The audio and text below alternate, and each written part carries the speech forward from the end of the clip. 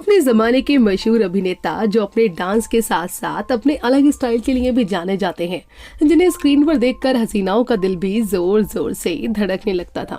अपने dance style और acting से लाखों दिलों पर राज करने वाले इस अभिनेता को जंपिंग जैक के नाम से भी जाना जाता है।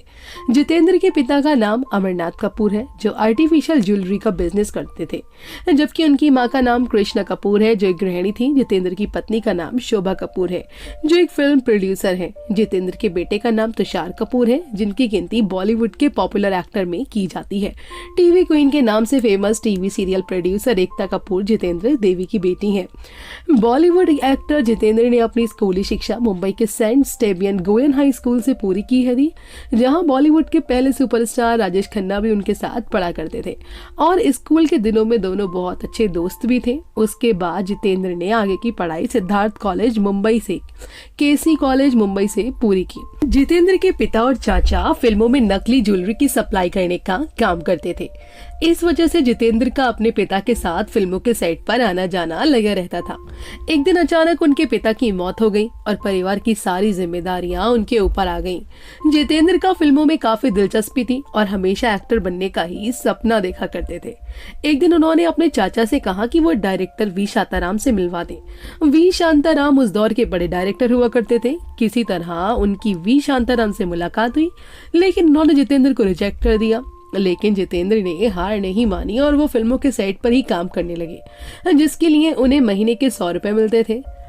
एक दिन फिल्म नवरंग का एक सीन शूट किया जाना था, जिसमें एक्ट्रेस को आग से होकर निकलना था। वो एक्ट्रेस कोई और नहीं बल्कि डायरेक्टर वी शांताराम की बेटी संध्या थी, जो एक अच्छी डांसर भी थी। वी शांताराम नहीं चाहते थे कि ये काम उनकी बेटी संध्या करे, क्योंकि आग से होकर निकलने में जलने का भी रिस्क होता है। इसलिए वो चाहते थे कि ये काम कोई बॉडी डबल कर दे। हालांकि इस काम के लिए कोई लड़की तैयार नहीं हुई। तब जितेंद्र ने इसे अपने लिए एक मौका समझा और वे इस काम को करने के लिए तैयार हो गए। जितेंद्र को लड़की के कपड़े पहनाए गए और लड़कियों की तरह उनका मेकअप किया गया और फाइनली उन्होंने आंख से निकलने वाला इस सीन को शूट किया। इस बात से वी शांताराम बहुत खुश हुए और उन्होंने जितेंद्र से वादा किया कि मैं तुम्हें अगली फिल्म में बतौर हीरो कास्ट करूंगा। वी शांताराम ने अपना ये वादा पूरा भी किया। इस तरह जितेंद्र की फिल्मी करियर की शुरुआत हुई और उन्होंने साल 1964 में फिल्म गीत गाया पत्थरों ने बॉलीवुड में डेब्यू किया। जितेंद्र ने अपनी फिल्मी करियर की शुरुआत साल 1964 में फिल्म गीत गाया पत्थरों से की थी। वी शांताराम के निर्देशन में बनी इस फिल्म में जितेंद्र साथ राजश्री शांताराम मुख्य किरदार में नजर आई थी, लेकिन ये फिल्म बॉक्स ऑफिस पर कुछ खास कमाल नहीं कर पाई और इसके बाद जितेंद्र फिल्म गुनाहों के देवता और बूंद जो बन गई मोती में काम किया। लेकिन बॉलीवुड में उन्हें असली पहचान साल 1967 में स्पाई थ्रिलर फिल्म फर्ज से मिली, जिसमें बॉलीवुड की पॉपुलर एक्ट्रेस करिश्मा कपूर और करीना कपूर की मां बबीता कपूर लीड एक्ट्रेस के तौर पर नजर आई थी। इस फिल्म में जितेंद्र पर फिल्माया गया गाना मस्त बहारों का मैं आशिक काफी पॉपुलर हुआ था और इस गाने में जितेंद्र के एनर्जेटिक डांस की वजह से उन्हें जंपिंग जैक के नाम से भी जाना जाता है। जितेंद्र की ऑन स्क्रीन जोड़ी दिग्गज अभिनेत्री श्रीदेवी और जया पर्दा के साथ खूब पॉपुलर हुई थी। इतना ही नहीं, करीब 8 फिल्मों में जितेंद्र, श्रीदेवी और जया पर्दा तीनों एक साथ नजर आए थे। जितेंद्र ने श्रीदेवी के साथ 16 फिल्मों में काम किया था, जिसमें 13 फिल्में हिट रही थी।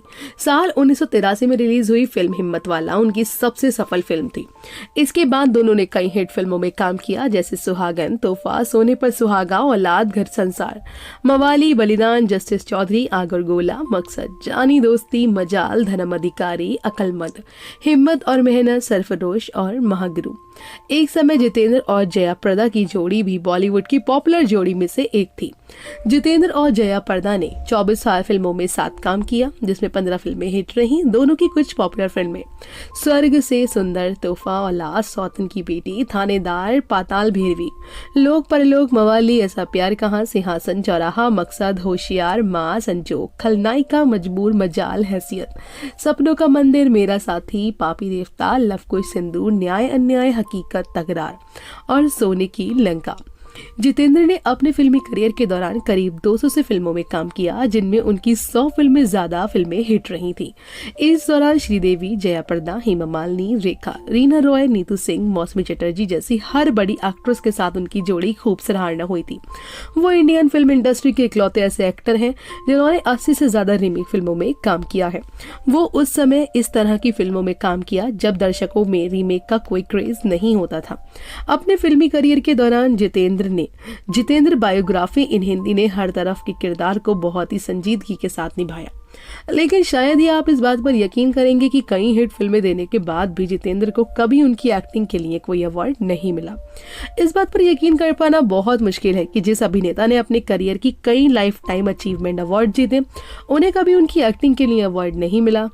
हालांकि 2000 के बाद उन्हें एक के बाद एक 7 लाइफ टाइम अचीवमेंट अवार्ड से सम्मानित किया गया। साल 2000 में उन्हें पहली बार lifetime achievement award in film personality से नवाजा गया। इसके बाद साल 2002 में बॉलीवुड अवार्ड में लाइफ टाइम अचीवमेंट अवार्ड, साल 2003 में Filmfare lifetime achievement award, साल 2003 में ITS scroll of honour entertainment award, साल 2012 में Zee cine award for lifetime achievement, साल 2015 में stardom award for lifetime achievement और साल 2016 में guild award for lifetime achievement से सम्मानित किया गया। इसके अलावा जितेंद्र को साल 2014 में प्रेस्टिजियस दादा साहेब फाल्के अवार्ड से भी सम्मानित किया गया था। 75 साल की उम्र में जितेंद्र पर एक ऐसा आरोप लगा था जिसके बारे में सुनकर आप भी हैरान रह जाएंगे। दरअसल उन पर यौन शोषण का आरोप लगा था और उन पर यह आरोप लगाने वाला कोई और नहीं बल्कि उनकी चचेरी बहन थी। जितेंद्र की चचेरी बहन ने यह आरोप उन पर मी टू कैंपेन के तहत लगाया था और उन्होंने जितेंद्र की गिरफ्तारी की मांग भी की थी। जितेंद्र की चचेरी बहन का मामला था कि ये उस समय की बात है जब वह 18 साल की थी और जितेंद्र 28 साल के थे। जितेंद्र ने खुद टिकट बुक कर शूटिंग देखने के लिए शिमला बुलाया था और शराब के नशे में हालत में उनका यौन शोषण किया। हालांकि इस मामले में जितेंद्र के वकील ने कहा कि ये केवल अभिनेता की छवि खराब करने के लिए रची गई साजिश है। कोर्ट ने इस मामले में जितेंद्र के फेवर में फैसला सुनाया। एक समय जितेंद्र का नाम हेमा मालिनी, श्रीदेवी, जया प्रदा जैसी अभिनेत्रियों के साथ खूब जुड़ा, लेकिन जितेंद्र ने शादी अपनी बचपन की दोस्त शोभा कपूर के साथ की। 31 अक्टूबर साल 1974 को जितेंद्र और शोभा ने एक दूसरे से शादी के बंधन में बंध गए। तो चलिए जानते हैं उनकी लव स्टोरी के बारे में। जितेंद्र और शोभा कपूर बचपन से ही एक दूसरे को जानते थे और 14 साल की उम्र में ही शोभा कपूर को जितेंद्र से प्यार हो गया था। 16 साल की उम्र में दोनों एक दूसरे के साथ काफी समय बिताने लगे। जितेंद्र जब स्ट्रगल कर रहे थे तो शोभा एयर होस्टेस के तौर पर काम कर रही थी। जॉब की वजह से शोभा को अक्सर विदेश में रहना पड़ता था और वो चाहकर भी जितेंद्र से नहीं मिल पा रही थी। एक वक्त ऐसा आया जब जितेंद्र हेमा मालिनी को दिल दे बैठे, यहाँ तक कि दोनों शादी भी करने वाले थे। कहा तो ये भी जाता है कि इस वजह से शोभा कपूर और जितेंद्र के रिश्ते में दरार भी आ गई थी। जितेंद्र और हेमा मालिनी दोनों शादी करने वाले थे, लेकिन इस बीच शोभा कपूर को लेकर धर्मेंद्र वहां पहुंच गए और काफी हंगामे के बाद हेमा मालिनी से जितेंद्र की शादी टूट गई। 31 अक्टूबर 1974 को जितेंद्र और शोभा कपूर ने चोरी चुपके शादी कर ली। जितेंद्र से शादी करने के लिए शोभा कपूर ने अपनी जॉब तक छोड़ दी थी। इस कारण उन्हें कई मुसीबतों का सामना भी करना पड़ा था। हालांकि अंत में बात की जाए जितेंद्र के गांव के बारे में तो आपको बता दें, जितेंद्र का जन्म 7 अप्रैल 1942 को अमृतसर पंजाब में हुआ था। उनके बचपन का नाम रवि कपूर था, लेकिन फिल्मों में आने से पहले उन्होंने अपना नाम बदलकर जितेंद्र रख लिया था। जितेंद्र का बचपन मुंबई में ही बीता था और वे करीब 20 सालों तक मुंबई के गोरे गांव में एक चौल में रह रहे थे और काफी मेहनत और संघर्ष के बाद उन्होंने यहाँ तक अपना मुकाम हासिल किया। तो दोस्तों, अभी के लिए बस इतना ही। मिलते हैं अगली वीडियो में, तब तक अपना ध्यान रखिएगा।